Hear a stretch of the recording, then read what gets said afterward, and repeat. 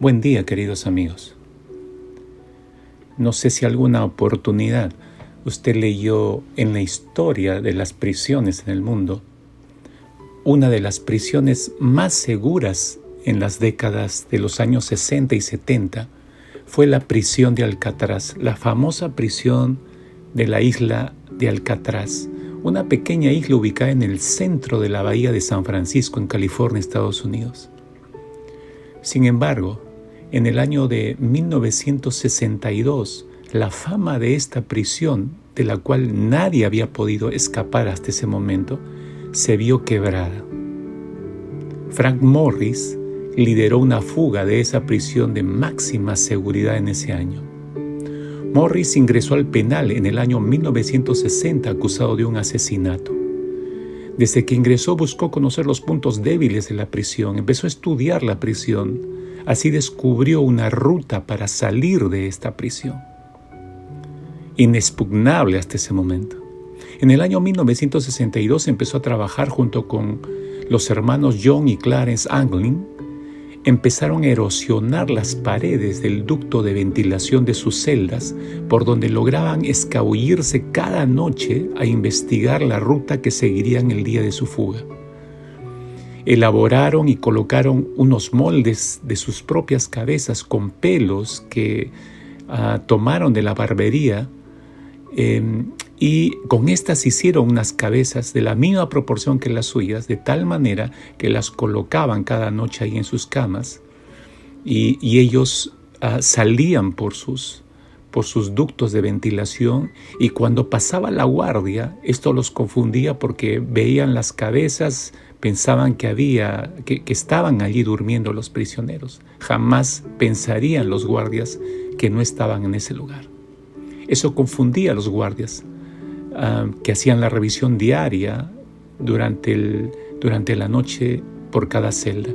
Así daban la apariencia de que estaban ahí, pero no estaban ahí.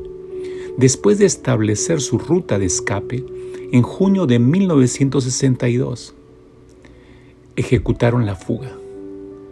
Tras saltar diferentes obstáculos, llegaron al borde de la isla, al mar, donde usaron unos salvavidas que habían improvisado, y con ellos fugaron. A partir de ese momento, nunca más se supo acerca de ellos tres.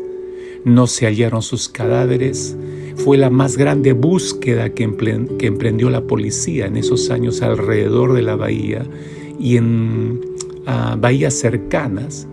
Y lo máximo que pudieron encontrar fue una bolsa con cosas personales de uno de ellos abandonado en una de estas pequeñas islas. La explicación que dio la policía es que se habían ahogado, pero como decía, nunca se encontraron los cuerpos de estos tres prisioneros. Nadie supo hasta el día de hoy lo que ocurrió con ellos. Mis queridos oyentes, el más preciado bien para un ser humano, aparte del de la vida, es el de la libertad. Existen entre muchas libertades, por ejemplo, la libertad de expresión, porque todo ser humano tiene derecho a expresarse libremente. Por eso es libertad de expresión. Existe la libertad de opinión, ya que tenemos derecho a dar nuestra opinión, sea cual sea nuestro criterio. Existe la libertad de culto, porque cada individuo tiene derecho a elegir y defender su fe. Existe la libertad de elección, porque cada individuo tiene derecho a elegir lo que crea que es mejor para él o para ella. Existe la libertad de decisión, ya que cada persona es responsable de lo que haga o deje de hacer. Sin embargo, una persona puede ejercer todas estas libertades en su vida, pero estar privado de la libertad espiritual. Puede que exprese su opinión con libertad. Es posible que siga una determinada religión y nadie le haga cambiar de opinión en cuanto a su fe. Puede ser que esta persona se sienta tan libre para elegir algo o decidir algo, pero no ser libre. Es paradójico, ¿verdad? Que alguien pueda decir, yo soy libre para expresarme, para opinar, para rendir culto a lo que yo desee, para elegir, para decidir. Sí, pero eres prisionero, tu alma está prisionera en celdas profundas. Existe una de las cárceles o prisiones de las que no se suele hablar mucho y parece ser que de ella es muy difícil que las personas salgan. Me refiero a las cárceles en las que puede caer nuestras almas. Cárcel que el famoso rey David, antes de ser un rey, tuvo como experiencia pasar por esas cárceles. Y por eso escribió una oración agonizante dirigida a Dios en uno de sus salmos. En el famoso Salmo 142, versículo 7. Transcribió allí una oración agonizante dirigida a Dios. Él dijo: saca mi alma de la cárcel, le dijo a Dios. Saca mi alma de la cárcel. ¿Por qué la dirigió a Dios? ¿Por qué dirigió esta oración a Dios? ¿Por qué buscó la ayuda en Dios? Porque David reconocía que solo Dios podía sacarlo de esa cárcel y librarlo de la aflicción que su alma estaba sufriendo. Solamente Dios tenía el camino de salida. El rey David no hizo un agujero en su alma para fugarse por él de su sufrimiento como lo hizo Frank Morris. El rey David no recorrió su celda y elaboró un plan de escape. El rey David no buscó la ayuda de otras personas cercanas a él para escapar de la cárcel en la que se hallaba su alma. No, el rey se dirigió al único con el poder para quebrar esas cadenas y abrir esas prisiones para que salgamos. Por eso es que dijo: saca mi alma de la cárcel, le dijo a Dios. ¿Sabe cuándo escribió esto el rey David? Cuando estaba siendo perseguido para ser asesinado por el propio rey Saúl en persona. Entonces, lo que hizo David fue refugiarse dentro de una cueva. No era la primera vez que era buscado para ser asesinado. Esto se había vuelto angustiante para el alma de David, porque no había razón justa para esa persecución y menos para su ejecución. Su alma estaba en esa cárcel de angustia. Oh sí, David experimentó la angustia de esa cárcel. Déjame hablarte de esa prisión, mi amigo oyente. La angustia, prisión que en estos tiempos críticos que estamos viviendo, 2020, hay mucha gente cuyas almas están cayendo dentro de esas prisiones. Gente que vive en angustia crónica quizás ya. ¿Qué cosa es la angustia? Es un estado afectivo que se caracteriza por aparecer como reacción ante un peligro desconocido o impresión. Suele estar acompañado por intenso malestar psicológico y por pequeñas alteraciones en el organismo, tales como elevación del ritmo cardíaco, temblores, sudoración excesiva, sensación de opresión en el pecho o de falta de aire. Hay personas que se preocupan por todo excesivamente y están siempre apresuradas, inquietas, nerviosas, temiendo el futuro, creyéndose incapaces de conseguir sus objetivos. Muchas personas dicen: yo soy así, esa es mi personalidad. Pero escúcheme, nadie es así, sino que está sufriendo la prisión de la angustia. Muchas personas dicen: yo soy así, esa es mi personalidad, pero nadie es así de manera normal.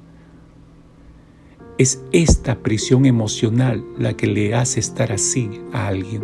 En este caso, la angustia o la ansiedad pueden transformarse absolutamente en un enemigo interno difícil de soltarse. Por eso hablamos de celdas en las que cae el alma. ¿Qué es lo que recomiendan los especialistas? Lo principal que podrán decir ellos siempre es: arregle usted los problemas que están generando esa angustia, ese temor, esa preocupación. Y probablemente a este diagnóstico o a esta recomendación agreguen cierta medicamentación para sedarlo al paciente. Pero toda esa medicamentación, a pesar de ella, no tratan el conflicto que produce la ansiedad. Es decir, no pueden entrar a lo profundo del alma para tratar la fuente de la ansiedad. Solo son tratamientos sintomáticos, pero no tratan la causa. Es decir, nadie puede penetrar hasta tu alma para sanarte en lo más profundo de tu ser. ¿Por qué dice el salmista: saca mi alma de la cárcel para que alabe tu nombre? Me rodearán los justos porque tú me serás propicio. ¿Por qué dice esto el salmista? Porque solo Dios puede entrar donde nadie puede hacerlo. Lo profundo del alma. Nadie puede penetrar hacia lo profundo del alma para sanarla. Hay personas encarceladas por el odio, el rencor, la amargura. El que no perdona por su propia voluntad es cautivo del que odia mientras no perdone, lo que podría durar toda la vida, por cierto. Las peores cárceles son las mentales. Jesús dijo que vino a sacar a los cautivos de las cárceles. Jesús dijo, yo he venido a dar libertad a los cautivos. Pero no vemos a Jesús visitando ninguna cárcel en su tiempo. ¿Por qué? Porque aunque Él puede sacar a alguien de una cárcel física, esa persona puede seguir dentro de esas cárceles de odio, rencor, amargura por decisión propia.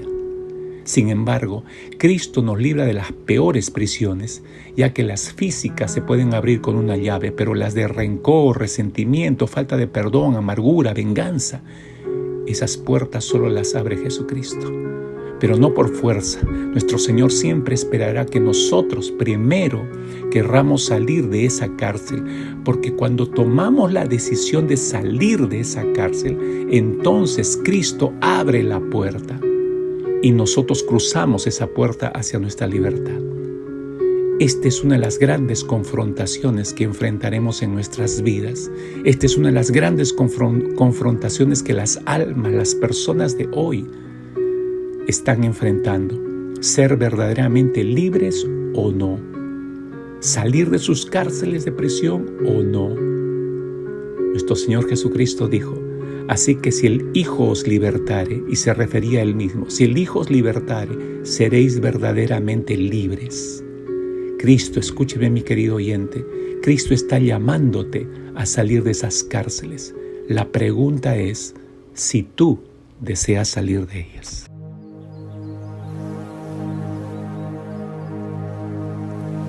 Me envuelves hoy con una canción, melodía de tu amor. Me das libertad en la adversidad. Ya no hay más temor. Ya no soy esclavo del temor. Yo soy hijo de Dios. Ya no soy esclavo del temor. Yo soy hijo de Dios.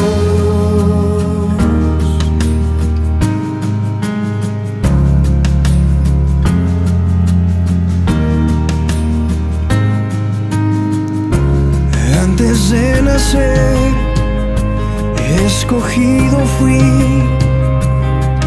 por tu gran amor. Volví a nacer, pertenezco a ti. Tu sangre fluye en mí. Ya no soy esclavo del temor. Yo soy hijo de Dios. Ya no soy esclavo del temor. Yo soy hijo de Dios. Ya no soy esclavo del temor. Yo soy hijo de Dios. Ya no soy esclavo del temor. Yo soy hijo de Dios.